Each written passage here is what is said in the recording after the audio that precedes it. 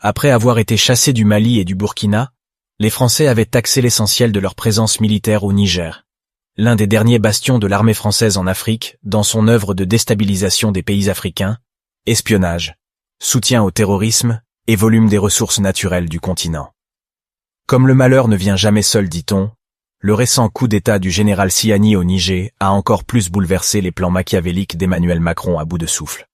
Pendant près d'un demi-siècle, la France s'est servie du Niger pour étancher ses soifs gourmandises en uranium et en or, comme ailleurs en Afrique où elle a été présente, sans se soucier du développement ni de la stabilisation des pays qui la nourrissent, préférant les gardes dans cette situation pour en tirer des ficelles.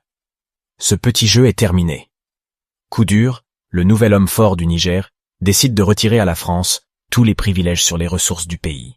Cela veut dire que la France doit soit regagner la préhistoire oubliant l'Afrique se contentant de sa seule richesse.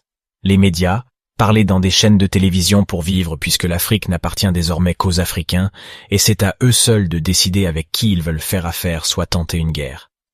Ce qui la rendra vulnérable puisque qu'elle aura affaire à un bloc africain soutenu par les alliés les plus fidèles et le conflit russo-ukrainien risque de se transformer en une guerre généralisée. Face à cette humiliation que subit Macron en Afrique, ces hommes disent ne pas être prêts à quitter le Niger.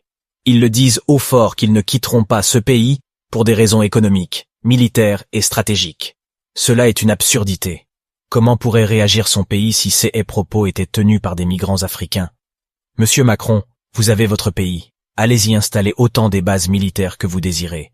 L'Afrique n'est pas votre champ, ni votre grenier, encore moins les Africains ne sont pas vos sujets.